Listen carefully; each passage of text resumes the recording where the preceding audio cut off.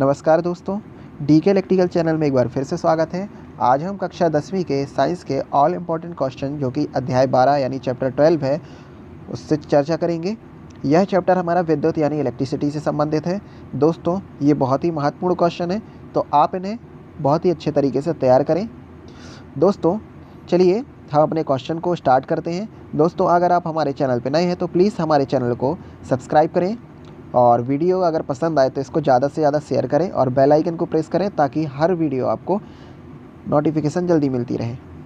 तो दोस्तों, सबसे इम्पोर्टेंट क्वेश्चन है विद्युत धारा को किससे प्रदर्शित करते हैं तथा इसका एसआई मात्रक क्या है। दोस्तों, ये हर बार एग्ज़ाम में पूछा जाता है और इस बार भी ये एग्ज़ाम में पूछा जाएगा, तो आप इसको अच्छे तरीके से एकदम रट लीजिए। तो दोस्तों, इसका जो आंसर है वो है विद्युत धारा को आई से प्रदर्शित करते हैं तथा इसका मात्रक एम्पियर होता है। इसी प्रकार विभवांतर होता है, विभवांतर को हम वी से प्रदर्शित करते हैं और इसका मात्रक क्या होता है, वोल्ट होता है। इसी प्रकार विद्युत धारा को हम आई से प्रदर्शित करेंगे और इसका जो एसआई मात्रक होगा वो होगा एम्पियर, और एम्पियर को हम काहे से प्रदर्शित कर देते हैं, वो ए से प्रदर्शित करते हैं।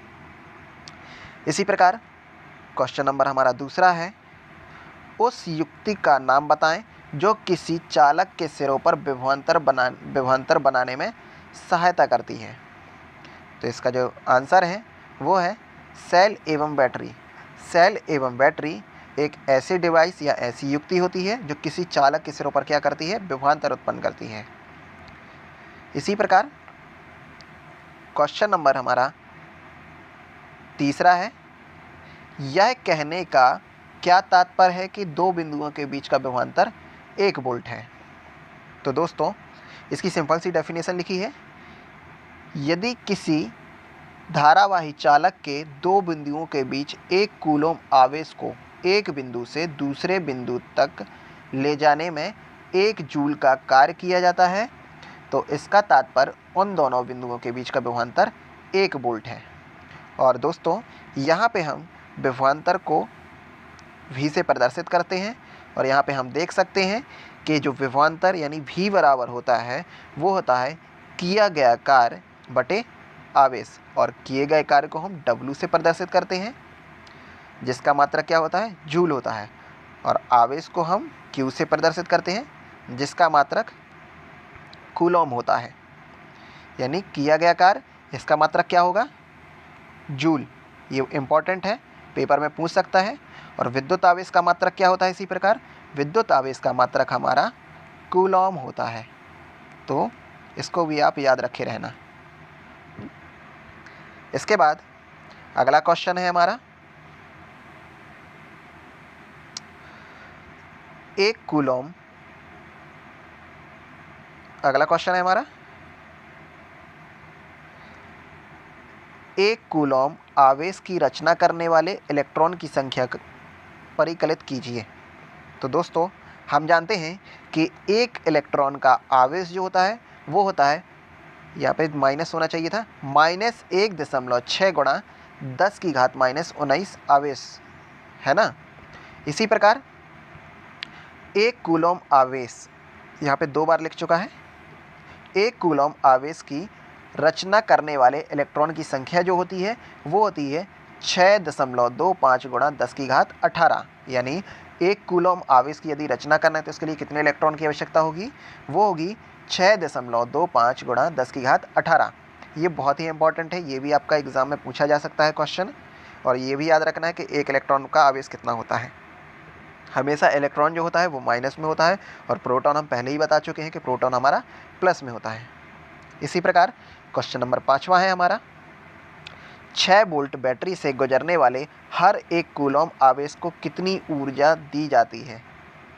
तो दोस्तों, हम जानते हैं कि जो हमारा किया गया कार्य है यानी डब्ल्यू से प्रदर्शित करते हैं, और यह क्या होता है कि यदि हम कार्य निकाल रहे हैं या ऊर्जा निकाल रहे हैं तो यहाँ पे हमें कितना दिया है, विभवांतर यानी वी जो दिया है, डब्ल्यू बराबर हम जानते हैं, एक हमारा फॉर्मूला था, इससे पहले हमने बताया था।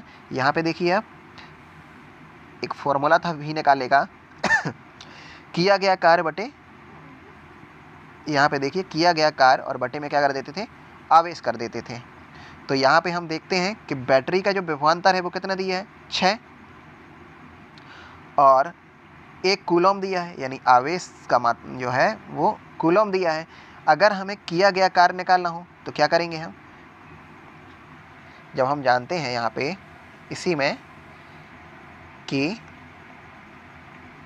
W बराबर जो हमारा होता था वो क्या होता था, सॉरी V बराबर जो हमारा होता था, V बराबर जो होता था वो क्या होता था, W/Q। अब यहाँ पे हमें वर्क यानी कार्य निकालना है, यानी W निकालेंगे तो W बराबर क्या हो जाएगा हमारा, W = हमारा हो जाएगा V/Q। जबकि हमें यहाँ पे विभवांतर कितना दिया है, 6, और आवेश कितना दिया है, 1, तो इसका जो वर्क होगा वो कितना होगा, 6 हो जाएगा, यानी 6 जूल हो जाएगा। क्योंकि हम जानते हैं यहाँ पे कि जो इसके बीच का जो कार्य किया जा रहा है वो क्या है, W है, और हम कार्य को हमेशा जूल में प्रदर्शित करते हैं। इसी प्रकार हमारा क्वेश्चन नंबर 6वां है, किसी चालक का प्रतिरोध किन किन कारकों पर निर्भर करता है। तो दोस्तों जब हमने आपको प्रतिरोध के नियम बताए थे तब यह क्वेश्चन भी हम आपको अच्छे तरीके से समझा चुके थे। तो दोस्तों इसमें भी जो इसका आंसर है वो पहला है इसकी चालक की लंबाई, दूसरा है चालक के अनुप्रस्थ काट क्षेत्रफल, और जो तीसरा है चालक के पदार्थ की प्रकृति पर। और हम इनको आपको अच्छे तरीके से पिछले वीडियो में समझा चुके हैं। यानी लंबाई बढ़ाते तो हमारा प्रतिरोध बढ़ जाता है, अनुप्रस्थ काट क्षेत्रफल यानी मोटाई बढ़ाते तो हमारा प्रतिरोध घट जाता है, और यदि चालक, और अगला जो है वो पदार्थ की प्रकृति, यानी अगला जो है हमारा वो चालक के पदार्थ की प्रकृति पर निर्भर करता है, यानी हमारा जो प्रतिरोध है वो किस धातु का बना है। इसी प्रकार नेक्स्ट क्वेश्चन है हमारा 7वां, समान पदार्थ के 2 तारों में यदि एक पतला तार तथा दूसरा तार मोटा, इनमें से किस में विद्युत धारा आसानी से प्रवाहित होगी जबकि उन्हें समान स्रोत से संयोजित किया जाता है। समान स्रोत से मतलब है कि एक ही वोल्ट की बैटरी हो, यानी 6 वोल्ट की अगर बैटरी से अगर संयोजित करें तो दोनों का जो दोनों तार की वोल्ट है वो कितनी होनी चाहिए, 6 हो दोनों की, है ना। तो दोस्तों एक पतला तार है और एक मोटा तार है, मान के चले कोई एक ये मोटा तार है और ये एक पतला तार है। तो पूछ रहा है क्वेश्चन में कि विद्युत धारा किस में आसानी से प्रवाहित होगी। तो दोस्तों हमने बताया था आपको ओम के नियम से कि चालक के जो दूसरा पॉइंट इसका देखिए आप, चालक के अनुप्रस्थ काट क्षेत्रफल, इसका मतलब होता है चालक की मोटाई पर भी प्रतिरोध निर्भर करता है। यदि चालक तार थोड़ा मोटा है तो उसका प्रतिरोध क्या होगा, उसका जो प्रतिरोध होगा वो कम होगा। और हम जानते हैं कि जिसका प्रतिरोध कम होता है उसमें धारा क्या होती है, ज़्यादा प्रवाहित होती है। यानी मोटे तार में हमारी विद्युत धारा क्या होगी, ज़्यादा प्रवाहित होगी। तो इसमें आंसर क्या लिखा है, मोटे तारों में विद्युत धारा अधिक आसानी से प्रभावित होगी, है ना, प्रवाहित होना था यहाँ पे, क्योंकि मोटे तार का प्रतिरोध पतले तार की अपेक्षा कम होता है। तो ये भी बहुत इंपॉर्टेंट क्वेश्चन है, आप भी इसको अच्छे तरीके से याद कर लेना। इसी प्रकार क्वेश्चन नंबर हमारा 8वां है। क्वेश्चन नंबर 8वां बोल रहा है कि विद्युत टोस्टर तथा विद्युत इस्त्रियों के तापन या अवयव शुद्ध धातु के ना बनाकर किसी मिश्र धातु के क्यों बनाए जाते हैं। यानी हमारे यहाँ पे जो प्रेस वगैरह हैं, तो प्रेस वगैरह की जो कॉइलें होती हैं, यानी जो उसमें प्लेट लगी होती है, वो हमारी मिश्र धातु की क्यों बनाई जाती हैं। तो इसका आंसर है क्योंकि मिश्र धातुओं की प्रतिरोधकता उनकी अवयव धातु की अपेक्षा अधिक होती है, गलनांक उच्च होता है तथा उचित ताप पर भी इनका शीघ्र दहन नहीं होता। बहुत इंपॉर्टेंट है दोस्तों, क्योंकि जिसकी प्रतिरोधकता क्या हो, उच्च हो, और इनका गलनांक भी क्या होता है, उच्च होता है, इसलिए इनका जो दहन है वो जल्दी नहीं हो पाता है। इसलिए हम क्या करते हैं, विद्युत टोस्टर हो गया या इस्त्री यानी प्रेस जो हो गई, उनके हम जो तापन है वो किसके बनाते हैं, हम मिश्र धातु के बनाते हैं, जैसे कि नाइक्रोम। ये याद रख लेना कि ये मिश्र धातु है, 80% निकेल और 20% क्रोमियम से मिलके बनी है। ये भी पेपर में पूछा जा सकता है कि विद्युत, या वैसे कहा जाए तो ये ITI के लिए इम्पोर्टेंट क्वेश्चन है और अगर आपके यहाँ पूछा जाता है तो आप बता सकते हैं इसको कि नाइक्रोम जो है हमारे वो तापन के लिए यूज़ करते हैं ना, विद्युत तापन वाली जितनी भी युक्ति हैं, यानी जो भी गर्म होकर चीज़ चलती हैं तो वो उसमें कौन सी धातु का प्रयोग करते हैं, वो है हमारी नाइक्रोम है। इसी प्रकार क्वेश्चन नंबर हमारा 9वां है। क्वेश्चन नंबर 9वां है हमारा, विद्युत लैंपों के तंतुओं के निर्माण में प्रायः एकमात्र टंगस्टन का ही उपयोग क्यों किया जाता है। दोस्तों ये भी सेम आंसर वैसे ही है, क्योंकि हम जानते हैं कि टंगस्टन एक मिश्र धातु है, इसका गलनांक एवं प्रतिरोधकता क्षमता उच्च होती है, इसलिए विद्युत लैंप के फिलामेंट टंगस्टन के क्या करते हैं, बनाते हैं। मिश्र धातु भी है, गलनांक भी उच्च होगा, प्रतिरोध भी इसकी क्या होगी, उच्च होगा, और इसलिए इसके जो फिलामेंट है वो क्या करते हैं, हम टंगस्टन का बनाते हैं। अब इसी प्रकार क्वेश्चन नंबर 10वां है, घरेलू विद्युत परिपथ में श्रेणी क्रम संयोजन का उपयोग क्यों नहीं किया जाता। बहुत इंपॉर्टेंट है, ये पेपर में अक्सर पूछा जाता है और इस बार भी ये आपके एग्ज़ाम में ये क्वेश्चन पूछा जा सकता है। तो दोस्तों हमने आपको श्रेणी क्रम संयोजन और समांतर क्रम संयोजन बताया था। यहाँ पे हम एक छोटा सा चित्र बनाएंगे, उसके माध्यम से समझेंगे। मान के चले कि कोई एक ये परिपथ है और यहाँ पे ये एक लैंप लगा है, फिर इसके बाद एक और एक लैंप यहाँ पे लगा है, फिर इसके बाद एक और लैंप यहाँ पे लगा है, और ये हमारे किसी यहाँ पे वी यानी बैटरी से ये क्या है, संयोजित है।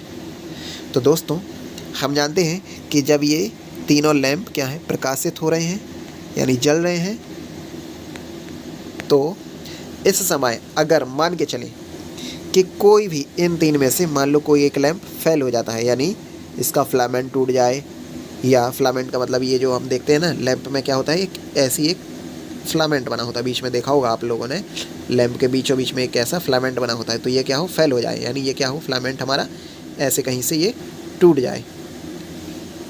तो यहाँ पे मान के चले इसका फिलामेंट क्या हो गया, ये टूट गया यानी ख़राब हो गया, तो हमारी धारा यहाँ से आनी थी, धारा यहाँ से यहाँ तक तो आएगी, लेकिन जब ये फिलामेंट टूट जाएगा तो आगे हमारी विद्युत धारा नहीं पहुँच पाएगी, तो जिससे आगे वाले लैंप को हमारी विद्युत धारा नहीं मिल पाएगी। इसी प्रकार हमारा ये परिपथ क्या होगा, पूरे तरीके से ख़राब हो जाएगा, यानी कोई एक परिपथ या अवयव काम करना बंद कर दे तो सारा परिपथ हमारा क्या होगा, ख़राब हो जाएगा। तो इसका आंसर क्या है हमारे पास, यहाँ पे देखिए, घरेलू विद्युत परिपथ में विद्युत युक्तियों के श्रेणी क्रम संयोजन में यदि किसी एक युक्ति के फेल हो जाने पर संपूर्ण परिपथ यानी स्विच ऑफ हो जाता है, वही जो हमने आपको बताया अभी, इसलिए इस संयोजन का उपयोग घरेलू विद्युत परिपथ में नहीं किया जाता है। और यही अगर हम समांतर क्रम की बात करें तो समांतर क्रम में हम अपने घरों का जितना भी संयोजन है वो समांतर क्रम में ही करते हैं, जितनी भी युक्तियां हैं वो हम सारी समांतर क्रम में ही चलाते हैं। इसी प्रकार अगर हम समांतर क्रम का अगर डायग्राम देखते हैं तो यहाँ पे हमको एक लैंप लेना पड़ता, एक लैंप ये हो गया, और एक लैंप ये हो गया, और एक लैंप ये हो गया। अगर इसको हम बैटरी से क्या करते, संयोजित करते, यानी इसको हम विद्युत सप्लाई देते यानी बैटरी से संयोजित करते, मान के चलते ये ऊपर वाला क्या है लैंप हमारा ख़राब हो गया, फेल हो गया, तो ये दो लैंप आराम से जलते रहेंगे। अगर बीच वाला लैंप ख़राब होता तो ये वाला और ये वाला लैंप जलता रहता है। तो हमारे यहाँ पे अधिकतर जो संयोजन है, विद्युत युक्ति के जो संयोजन है वो किस में करते हैं, हम समांतर क्रम में ही करते हैं, ना कि श्रेणी क्रम में, क्योंकि श्रेणी क्रम का एक हानि है कि अगर कोई एक परिपथ खराब हो जाए तो सारे परिपथ काम करना बंद कर देते हैं, जबकि हमारा समांतर क्रम में ऐसा कुछ नहीं होता, इसलिए हम समांतर क्रम संयोजन का उपयोग करते हैं। तो दोस्तों उम्मीद है कि आपको ये वीडियो पसंद आई होगी। ये आप इम्पॉर्टेंट क्वेश्चन है, पूरे इन सारी क्वेश्चन को आराम से रट लीजिएगा, बहुत ही इम्पॉर्टेंट है। अभी जो आपका 20 तारीख को एग्ज़ाम होगा उसमें ये क्वेश्चन यहाँ से कुछ ना कुछ 1-2 क्वेश्चन पूछे जाएंगे। तो दोस्तों चलिए मिलते हैं अगली वीडियो के साथ।